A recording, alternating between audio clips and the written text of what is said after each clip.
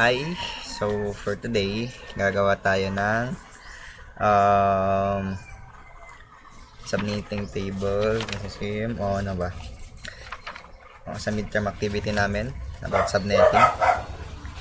Okay, so first, i-set up natin yung mga routers and PCs. Okay, set up natin. Anong ginamit na router doon? Diba? Tama ito. Router dito, tapos ito, and then ito. So ang name nito dapat is R1 options reference. So device model name label, sama ba? Hindi. Alisin yan. Yan lang. Basta maging R2, and then ito yung router 3 natin. Okay, and then next is PC0 kasi dadalawa sila ng PC0, PC1, PC2, PC3, PC4,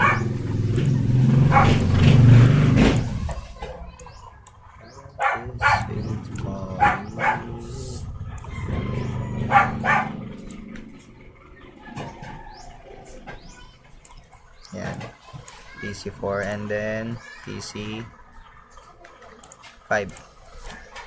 Okay, so connect natin sila.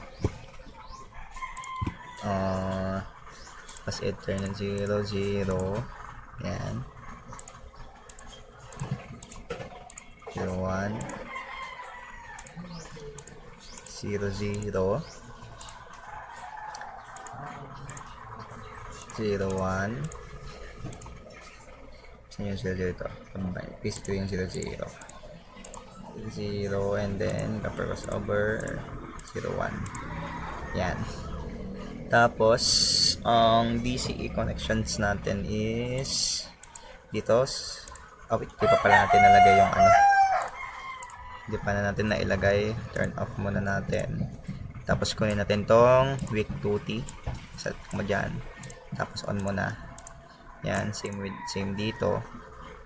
Week 2T, off mo muna. Salpak on. Sa router 3 off. Salpak. Week 2T, salpak. Salpak on. Tama ba? Week 2T ba na salpak ko? Tama, week 2T. Okay, so serial PCE natin. Simula dito sa serial 00 papanta sa serial 001 dito. Oops, parang mali. 00 dapat. Wait. Serial 001. Yan. Tapos serial 00, 001, and then 001 to 00. Yan. Goods.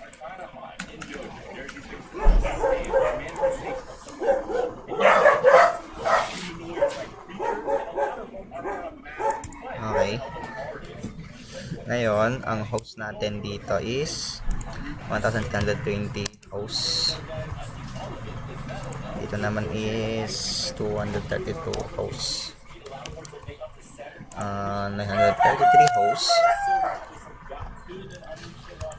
60 hosts. 832 hosts. 681 hosts. Tapos ang pinaka base na IP na ganyan is 192.1.168.132.0. Okay, so pag gagawin natin tong ano, kukunin natin yung highest host. Punta tayo sa CIDR table. Ang 1320 is papasok siya sa number of hosts ng 2046 with CIDR/21. So hindi naman natin pwedeng gamitin yung ito, yung 180 to 132 kaagad kasi hindi siya pasok doon sa third octet niya. So pag kinonvert natin yan, ito nag-168/21, yan, ang unang gagamitin natin network dito is 128 128.128. Bakit 128? Kasi nakikita nyo naman dito, pag 000 yung pinaka first network niya, 000, kasi ito, di natin maano yan, gagalaw. Yan, siya yung pinaka nearest sa divisible by 8 sa third octet, 128. Kasi yung 132 pasok din lang siya sa 128. Kaya yung ano natin, yung first usable IP address natin is 128.1 and yung last natin is 135.24. Yan. So, i-display muna natin dito. Ayan, ang IP address nito is 192.168. Ang gagamitin natin dito is yung last IP address na magagamit natin, which is 135.254.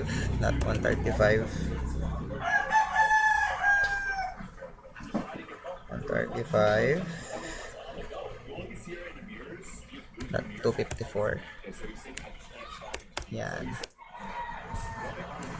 Tama ba? 135 ba ang huli?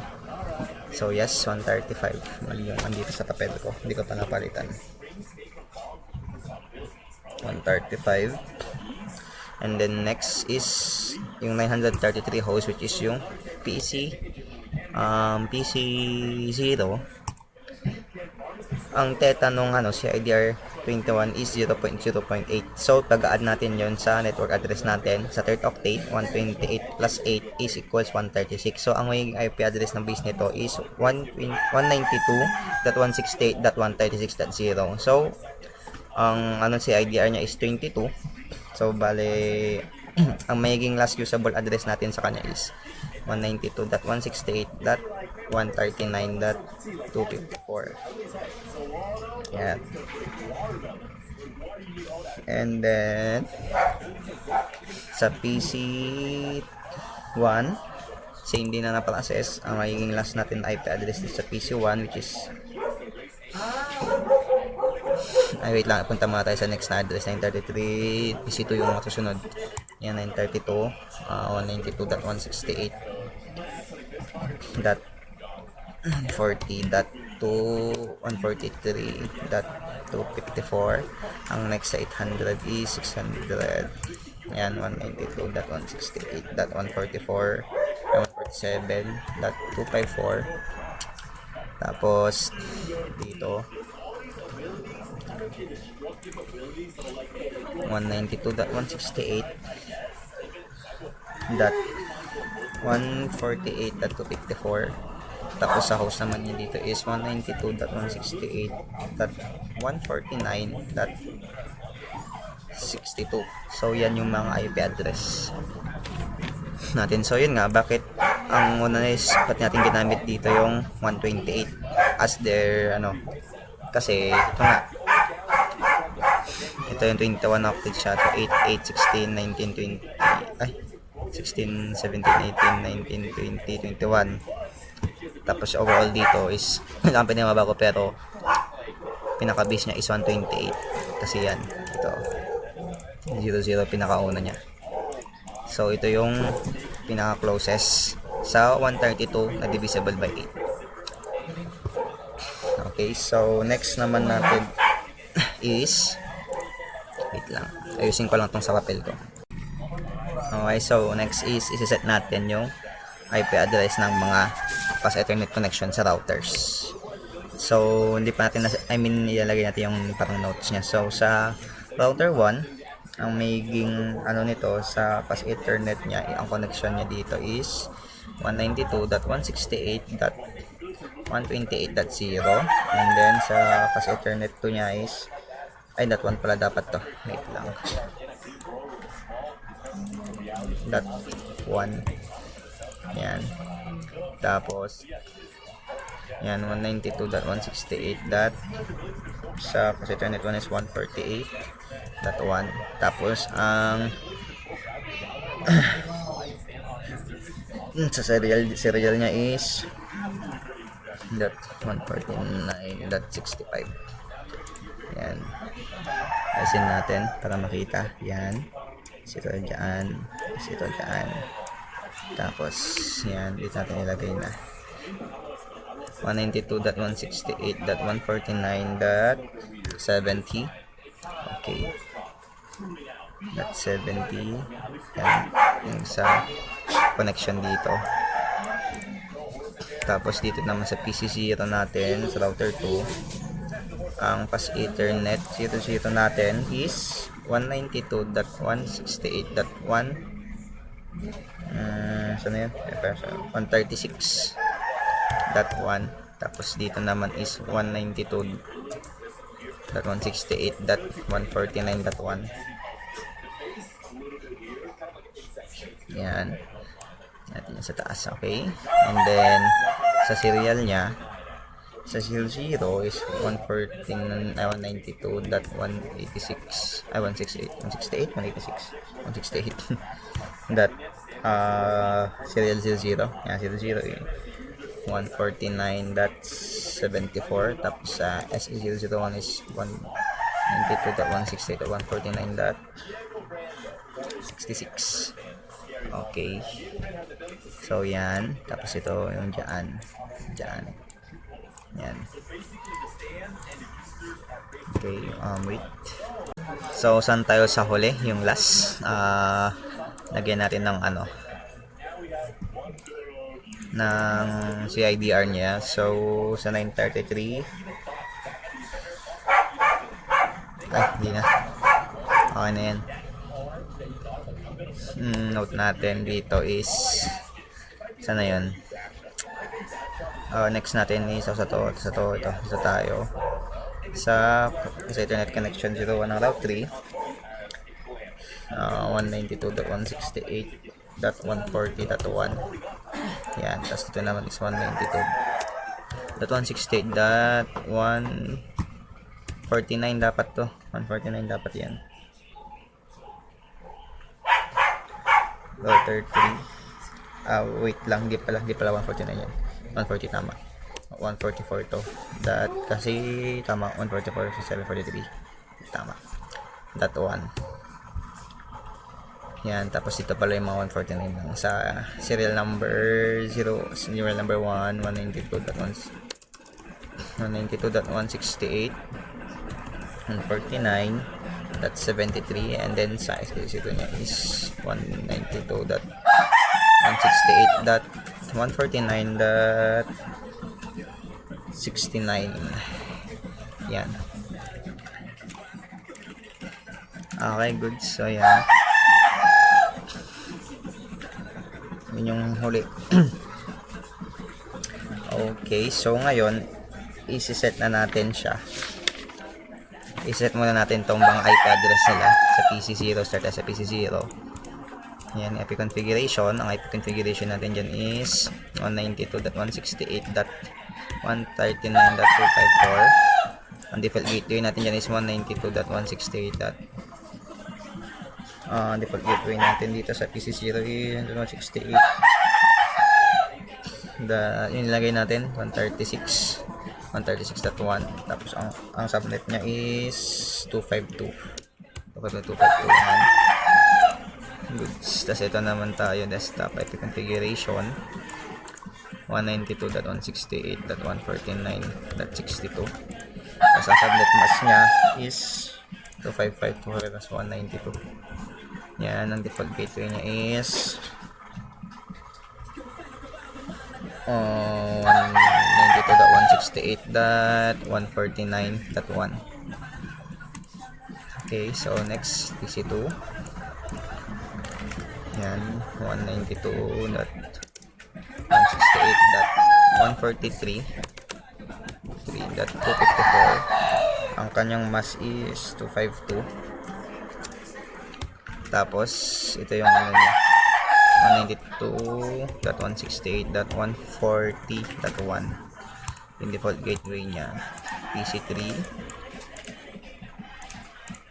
and 192.168.147.254. tapos 252 default gateway niya 192.168.144.1. yan. Tapos PC4 192.168.135.254. Yan. Tapos, ang kanyang ano is 248. Yan. Is 192.168.128.1. Yan. Sa PC5, 192.168.148.254. Yan. Tapos ang kanyang subnet mask is 255.255.255, tama. And then default gateway natin is 192.168.148.1. Yan. So, naset na natin. Ngayon, isa-set na natin tong router 1 natin. So, configure na natin siya sa CLI niya. Yan. No. Enable natin siya. Tapos, configure terminal. Tapos, palitan natin yung hostname niya. Hostname R1. Yan. So, R1 na tayo. Tapos, enable secret. Ang password natin is class. Yan. Tapos, no IP domain lookup. No IP domain lookup. Yan. Tapos, banner MOTD hashtag admin only. Yan. Tapos sa line console 0, ang password natin doon Cisco login. Yan. Tapos line BTY04 pass Cisco login. Tapos i-configure na natin yung pass ethernet 0 natin. So ang nakalagay sa pass ethernet 00 natin is yung IP address 192.168.128. Tapos ang kanyang IP address is 255.255.248.0. Oops, wait lang. 192. But 1 kasi. Yan. Hindi 0 yan. Okay, so next naman natin is yung fast ethernet 1. Tapos 192.168.148.1. Tapos ang kanyang IP address is 255.255.255.0. Yan. Hindi ko pala na no shot natin yan, pati yung sa 00 no shutdown. Yan. So nakita nyo up na siya. Yan. Tapos next is ang next natin doon, so after nun is yung sa serial natin. So interface SE or S0/0/0. Yan, nasa serial tayo 000. IP address natin is 192.168.149.65.255.255.255.252. Yan. Tapos clock rate natin is 64,000. Clock rate 64,000. No shutdown. Yan. So yun pa lang naman. Tapos interface S001.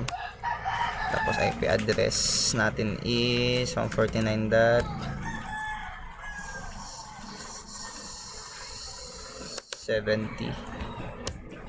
255.252. Yan. No shot. Yan. Tapos exit tayo. IP route. Kukunin natin tong route ng mga PC0, PC1, PC2, PC3 kung saan sila mag-exit. Kunyari ito, mag-exit siya dito para makapunta sa router 1. Kasi ito naman mag-exit siya dito sa serial 0 para makapunta sa router 1. Yan. So IP route 192.168.136. Kunin natin yung pinaka-base nya. But 136 kasi ito 136.0 yung pinaka-base nya. Yan o. Yan, 136.0, 255.255.248.0. Tapos saan siya lalabas? Sa 192.168.149.66. Dito siya lalabas. Yan o. Yan. Tapos next natin is 149. Yung PC1. Yan o, 149. dot 0, 255 dot 255 dot 255 dot 255 149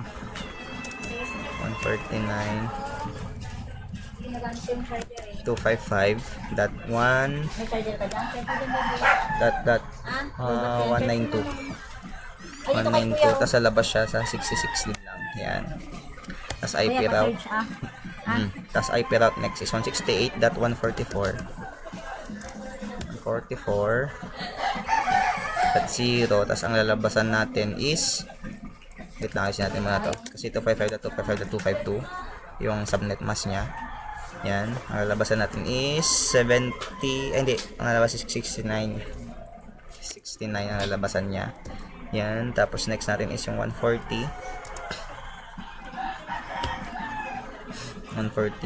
same sila ng IP address ay ng subnet mask. Yan. Tapos yung last naman is yung sa default natin 0.0.0.0, tapos subnet yung 0.0.0.0.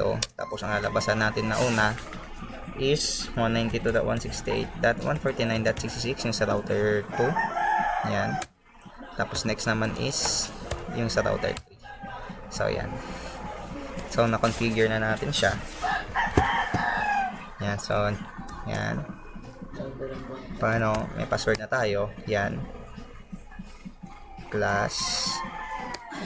Ay. Yan. Tapos pag enable. Yan.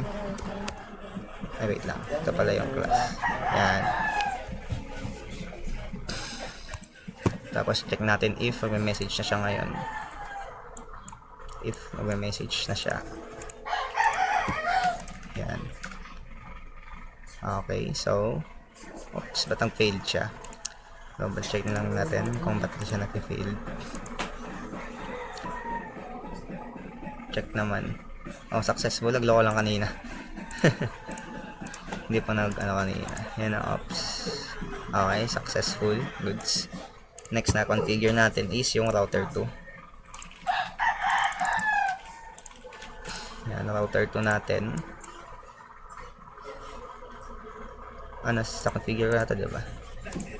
Yes. Yan, next router 2, CLI natin. No. Yan, tapos enter. Tapos ang lagyan nito sa enable.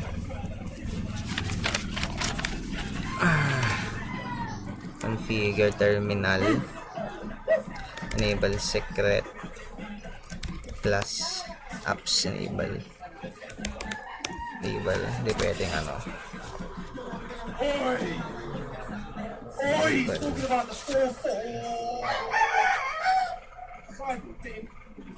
Enable secret class. Yan. Enable secret class. Tapos no IP domain lookup. And then next is ang nasa atin doon yung hostname natin. Hostname pala R2. Yan. Tapos banner MOTD hashtag admin only. Yan. Tapos line connection 0. Password natin is Cisco login. Line VTY04 password Cisco login. Tapos configure natin yung pass ethernet 0 natin. So yun, IP address 136.1.255.252. Tapos F1 149 255.255.192. Yan. Tapos yung sa serial natin ngayon, ops natin siya na no shot. So no shot muna natin to. Yan. Tapos sa FA0 no shot. Hindi siya naka-shutdown. Yan. So up na siya. And then next is yung IP route na natin. So route ulit natin yun, like just like yung ginawa rin sa router 1 na ito ito namang mga PC4, PC5, PC2, PC3, kukonect natin dito kung saan sila mag-exit. So 192.168.128.0 255.255.248.0 192.168.149.65. Yan, tapos 138 ay 148 255 ni 255 dapat. Yan, tapos 192.168.140 at sama 0, tapos 10 252 sa labasan natin is 149.73. Yan, tapos 144.73, tapos IP route 0.2 3 4 1 sobrang tuldok 1 2 3 4 192.168.149.65.73. Yan, so oops, natin na ano, yung SE pa pala, hindi pa pala tinalagyan yung SE natin. Wait lang. Yung ano natin, interface, kaya pali pa siya ng open kasi natin nilagay yung S0/0. IP address natin doon is 92.168.149 ay yeah 149.74 255.255.255.252. No shot. Okay, yung 00 address na naman yung sa 1. Yan, tapos ang IP address natin dito is 192.168.149.66 66 to 252. Yan, no shot. So yun, nakita nyo open na siya. Yan, so yun, na-configure na natin. Testing natin if gumagana siya, if nakakapag-deliver tayo. Oops, wait lang, ulitin natin. Okay, good, successful.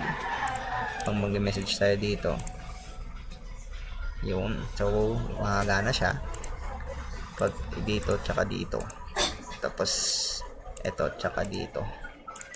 Ganyan, sige, yun, success. Okay, so yun, gumagana siya lahat. Next and the last na i-configure natin is yung router 3. Ito, so configure na natin siya. CLI no, enable, configure terminal, tapos host n, try ko nga, R3, uy pwede. Tapos enable, pag ganito pwede, ganyan shortcut niya. Okay, no IP, main lookup, pwede din yun, galing banner, MOTB, hashtag admin only. Yan, tapos wait lang, yan, line console 0, pass natin is Cisco, login, line VTY 04, pass Cisco, login. Yan, tapos interface na natin ng pass Ethernet 00.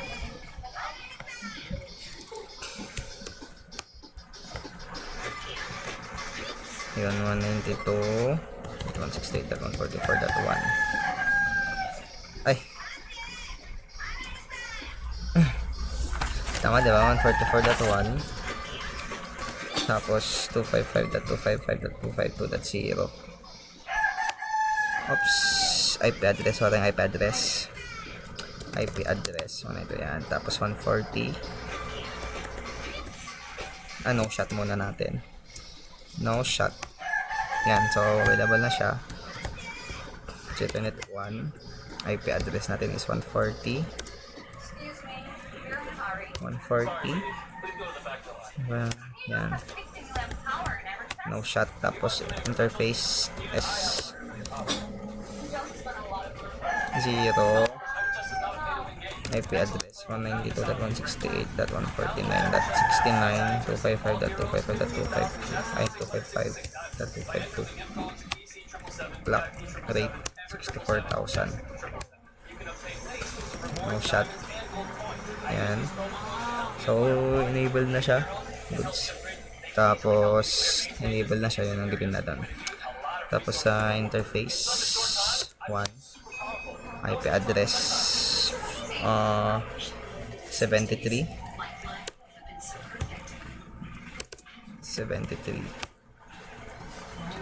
Clock rate no shot. Yan, so open na siya. Tapos i-set na natin yung routings natin. IP route 168.128.0. so kinuha na naman natin yung IP nito at lalabas siya ngayon sa dito sa .70.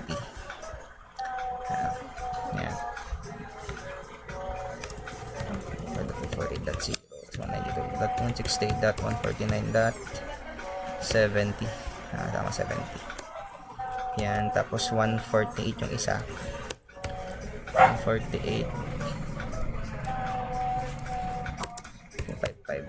Yan, tapos next is yung sa router 2 192.168.130 36.0 192.168.149.74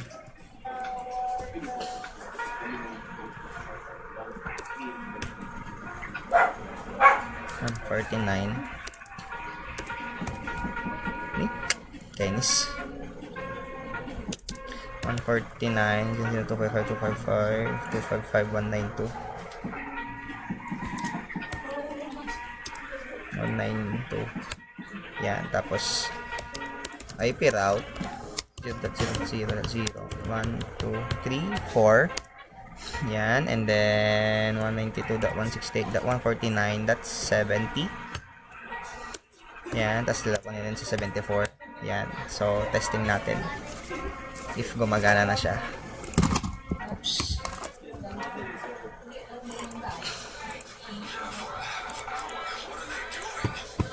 Yan, check natin dyan.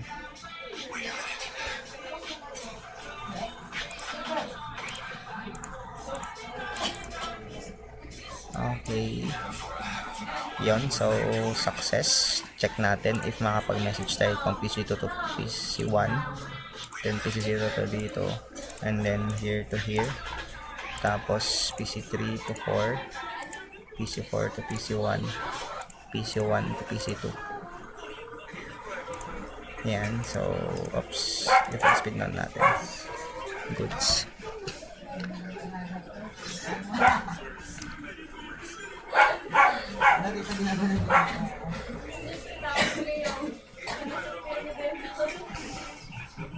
Okay.